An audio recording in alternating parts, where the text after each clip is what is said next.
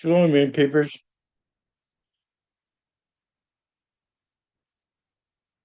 Prayerfully, everyone's having a blessed day. We're going to cover a suppressed rate third-party 2-minute check-in in SynXis Property Hub. You can identify a third-party check-in from the guest board. You can also see if it's suppressed inside of the reservation itself.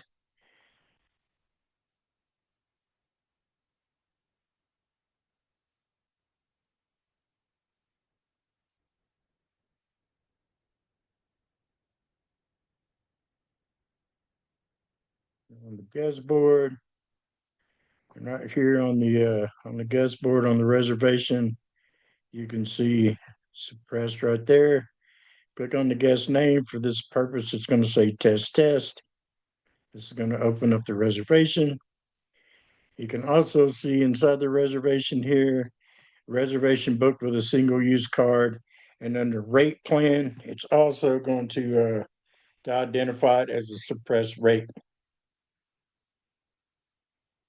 On a third party reservation, the guest pays bookit.com, Expedia, and Expedia uses a single use card to pay us. So the payment must be posted to the no print folio from that single use card, that virtual card that they made. Third party reservations can't be modified or canceled. Therefore, all suppressed rate reservations should be charged as the reservations show up throughout the night. These should already be charged out before the guest ever comes in. To post the payment, we're going to go into folio.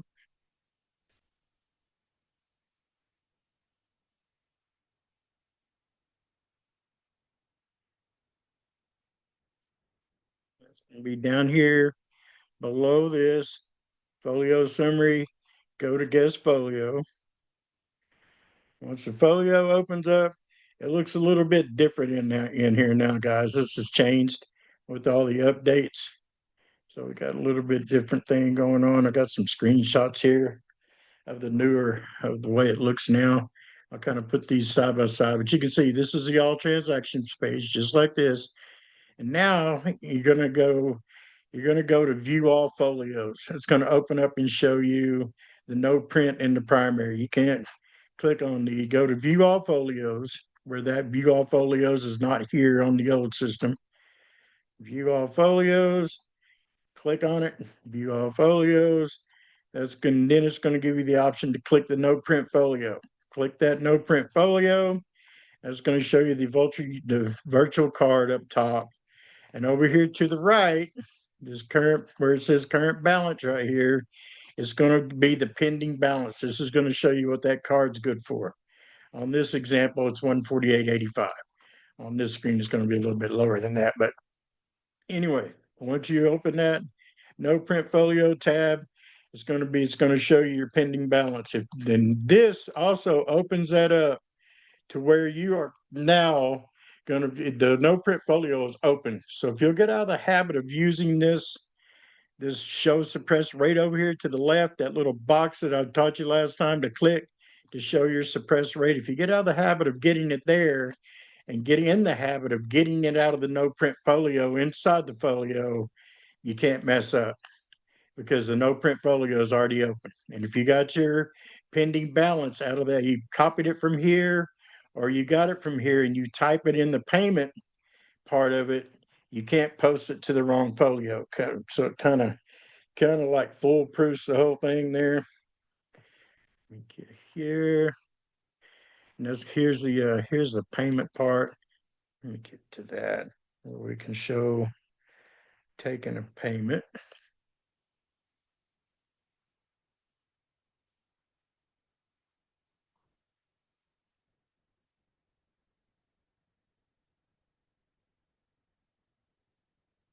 Okay, once you click on the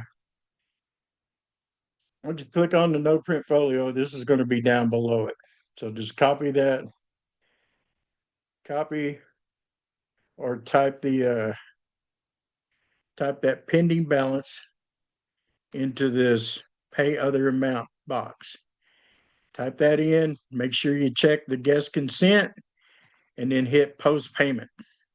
Don't hit send to payment device because the guest is not here, so he can't put the card in, and plus it's Expedia's card, not his card anyway. So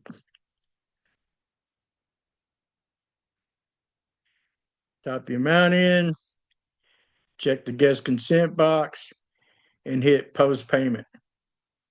This is going to post the payment to the no print folio just like it needs to be. You're going to get the green here showing you successful payment.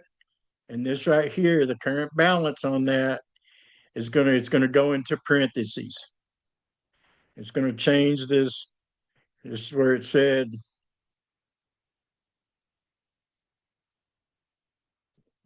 pending balance to current balance, and it's going to be in parentheses. Anything in parentheses means that we take the payment, that we've took the payment, that it's paid.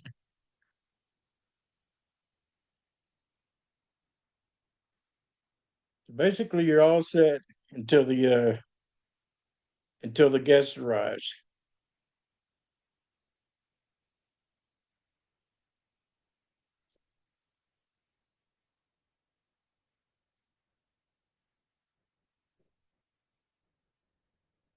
So when the guest comes in, of course, one second here. When the guest comes in, of course, greet them. You know, hello, how you doing today? Do you have a reservation? We're in the hospitality business. Remember, we're not herding cattle here. We're gonna have to verify their stay information. Go over here to view full profile, and Expedia and Booking.com. They aren't going to put their information in correctly, so make sure you get their telephone number in case something happens. You need to get them out, or we need to contact them and put in their address and all the information that we need that would normally put in a regular reservation. Type all that in, and then make sure that you hit save at the bottom of this screen to save the information once you get it in. If you don't pre-post these suppressed rate payments before the guest arrives, it's going to take way too long to check the guests in when they get there. Busy or not, there's no reason they should have to wait that long when you could already have taken the payment and be ready to verify their information and check them in. And if you work at a nice high volume hotel, failing to pre-post the suppressed payments will result in multiple guests impatiently waiting for you to check them in, and that can kill the whole stay. I mean, just have them all posted and be ready. And then whenever they get there, you need to ask them for their ID, ask them for a card for incidentals. They're probably going to say they already paid. Just assure them if it's a prepaid reservation, the only thing the card would be used for was for incidentals in case something were to happen to the room. And then verify the information on the account, make sure that everything's right. And then you've already been asking them if they're traveling with any pets. And at this point, if they are traveling with any pets, you would go into add-ons and you would add the pet fees. Add-ons is right here, and it with the updates. It's up here in the top somewhere, you guys. It could be in a multiple. It could be moved around and moved around again tomorrow. But anyway, right now you would click right here. That would open up the add-ons page. You would put in their pets, and that's going to show. It's going to automatically add however much a pet fee is per night, and and that payment will generate whenever you take the incidental card. Once you verify their information, see if they have any add-ons or not, then assign them a room. Assign a room, just click on under room information, hit assign. It'll take you in, select the room.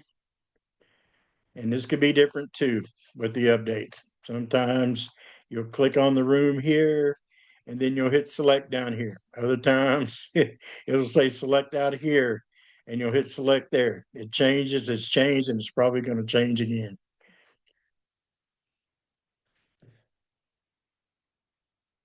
After you do the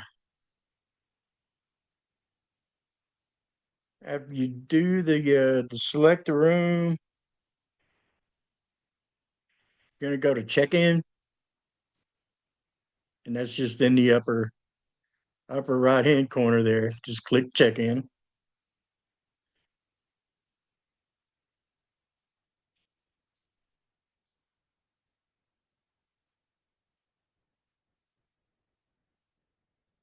This will bring up the box where they're going to enter their incidental card. Let me get that up here. You're going to be able to see right here, if this says 0, and they don't have any pets or anything, you know you're good to go. If this has the room charge in it, you guys, if it says 90 bucks or 100 or something, that means you're about to try to charge the guest card where the incidental card should be for the room stay. So you have not charged this out yet. So stop right there, close this box, and go back and post that payment to the no print folio with the single use card before you go any further. Just right here is whenever I tell the customer, whenever I tell the guest,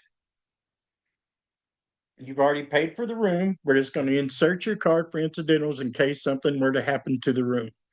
And at this point, at our location anyway, if you're not taking a payment, the card has to be inserted. You can't tap it.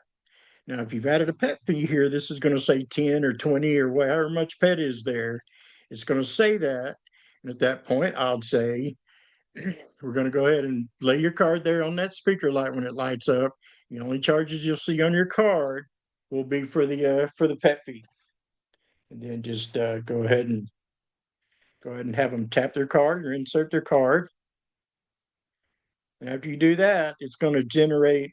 Now, if you had a pet fee on there right here, it's going to generate a receipt for the pet.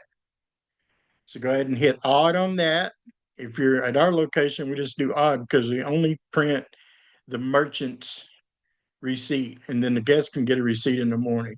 So we hit odd on that and then hit print, and they will sign the bottom of that receipt. And then you'll go up here on your tabs, and there's going to be a tab for that receipt where you printed it. Hit X, and that tab will close. If you don't close that out, it's going to cover your whole screen. You're going to be stuck. But just know this, if you're printing a receipt, go up here, close that tab, and behind that tab is going to be your res card. It's going to generate the res card. After it reads their card, it's going to have you hit complete. It's going to generate the res card, and then after that, it's going to have you hit complete check-in. Just go ahead and hit print on that. And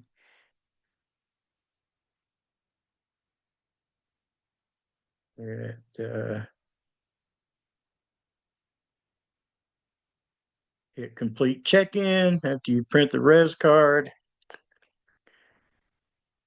And while they're filling out their res card there, just lay that up there while they're filling out their res card. Go ahead and be making their key. After they get their key made, after you get their key made, go ahead and cover your amenities. Breakfast time, Wi-Fi password, where your luggage carts are, where the elevator location is, and only after you're done talking, give them the key. Because as soon as you give them that key, they're going to try to split. Remember, you guys, we do not disclose rate or give receipts on these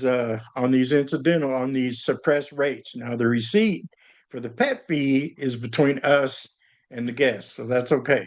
We can give them one of those in the morning, and they can sign that receipt. But no print folio means we're not printing out the folio. We're not going to discuss the rate or how much they paid us or anything like that with the guest.